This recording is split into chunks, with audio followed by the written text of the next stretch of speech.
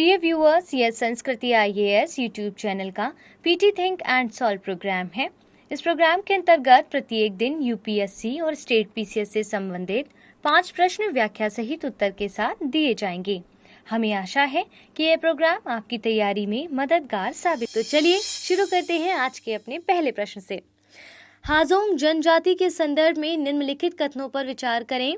यह लद्दाख क्षेत्र में पाई जाने वाली एक जनजाति है तथा इस जनजाति के लोग सामान्यतः हिंदू संस्कारों एवं रीति रिवाजों का पालन करते हैं।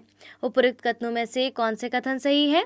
केवल एक, केवल दो, एक और दो दोनों, ना तो एक ना ही दो।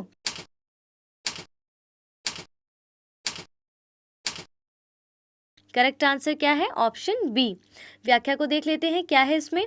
हाल ही में राष्ट्रीय मानवाधिकार आयोग ने गृह मंत्रालय और अरुणाचल प्रदेश सरकार से चकमा और हाजोंग शरणार्थियों के मानवाधिकारों की सुरक्षा की मांग की है। पूर्वोत्तर क्षेत्र में चकमा यानी कि बौद्ध और हाजोंग यानी कि हिंदू जनजातियां बांग्लादेश के शरणार्थी हैं, जो आजादी के कुछ समय पश्चात भारत में आए थे। वर्तमान में हाजोंग पूर्वोत्तर भारत और बांग्लादेश के उत्तरी हिस्से में बड़ी संख्या में पाए जाते हैं। सामान्य हाजोंग लोग हिंदू होते हैं तथा हिंदू संस्कारों और रीति रिवाजों का पालन भी करते हैं और इसीलिए इसका करेक्ट आंसर क्या बताया था? Option B. दूसरे प्रश्न को ध्यान से देखिएगा।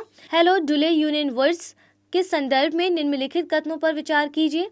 यह समुद्री घास की एक प्रजाति होती है। इसे हाल ही में वैज्ञानिकों ने इसमें कैंसर रोधी तत्वों की खोज की है। उपयुक्त कथनों में से कौन से कथन सही है?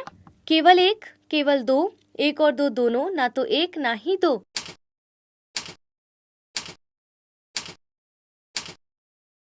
करेक्ट आंसर क्या होगा? Option C. आइए व्याख्या से इसको थोड़ा समझ लेते हैं। हाल ही में शोधकर्ताओं ने हालोडुले यूनियन वृक्ष में कैंसर रोधी तत्वों की उपस्थिति के साक्ष्य प्राप्त किए हैं।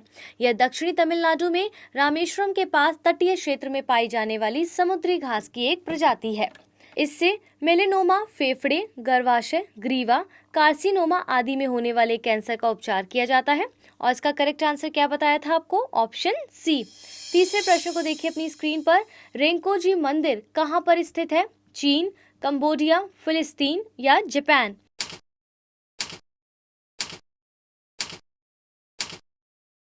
करेक्ट आंसर है जापान। आइए व्याख्या से इसको डिटेल में समझ लेते हैं। रेंकोजी मंदिर जापान के टोक्यो शहर में स्थित एक बौद्ध मंदिर है। ऐसा माना जाता है कि यहाँ नेताजी सुभाष चंद्र बोस की अस्थियों को संरक्षित किया गया है। इस मंदिर का निर्माण वर्ष 1594 में किया गया था।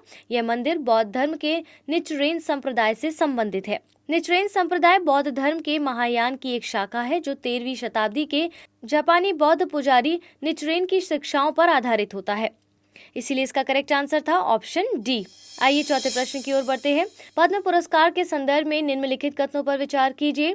यह पुरस्कार 5 श्रेणियों में प्रदान किया जाता है। इन पुरस्कारों की पात्रता के लिए जाति, व्यवसाय, पद या लिंग के आधार पर भेदभाव नहीं किया जा सकता है। उपयुक्त कथनों में से कौन से कथन सही है? केवल एक, केवल दो, एक और दो दोनों, ना तो एक ना ही दो।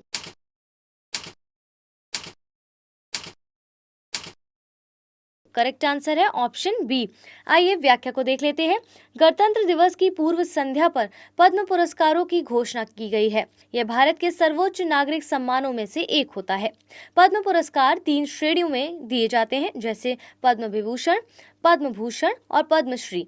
इन पुरस्कारों की पात्रता के लिए जाति, व्यवसाय, पद या लैंगिक आधारों पर भेद नहीं किया जा सकता है। यह पुरस्कार सामान्यतः मरणोपरांत प्रदान नहीं किए जाते हैं, तथापि अत्यधिक पात्र मामलों में सरकार मरणोपरांत पुरस्कार प्रदान करने पर विचार कर सकती है, यदि प्रस्तावित व्यक्ति का निधन उस वर्ष के गणतंत्र दिवस से 1 वर्ष पूर्व की अवधि के भीतर हुआ हो, जिस वर्ष के लिए पुरस्कार को घोषित किया जाना प्रस्तावित है। एक वर्ष में प्रदान किए जाने वाले पुरस्कारों की कुल संख्या 120 से अधिक नहीं होनी चाहिए। उल्लेखनीय है कि डॉक्टरों और वैज्ञानिकों को छोड़कर सार्वजनिक क्षेत्र के उपक्रमों वाले सरकारी कर्मचारी इन पुरस्कारों के लिए पात्र नहीं होते हैं। अगले प्रश्न की ओर बढ़ते हैं। भ्रष्टाचार बोध सूचकांक 2021 के संदर्भ में निम्नलिखित कथनों पर विचार करें। इसे प्रत्येक वर्ष अंतर्राष्ट्रीय मुद्रा कोष द्वारा जारी किया जाता है तथा इसका लक्ष्य समाज के सभी क्षेत्रों में पारदर्शिता, जवाबदेही और अखंडता को बढ़ावा देना है। उपयुक्त कथनों में से कौन से कथन सही नहीं है?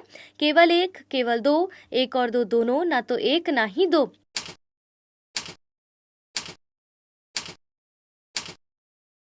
करेक्ट आंसर क्या होगा? Option A. हाल ही में भ्रष्टाचार वोच सूचकांक 2021 जारी किया गया है, जिसमें भारत और मालदीव ने 180 देशों में संयुक्त रूप से 40 अंक के साथ 85वां रैंक हासिल किया है। इस सूचकांक में डेनमार्क, फिनलैंड और न्यूजीलैंड ने संयुक्त रूप से 88 अंक के साथ प्रथम रैंक हासिल की है, जबकि दक्षिणी सूडान 11 अंक के साथ सबसे निचले स्तर पर स्थित है।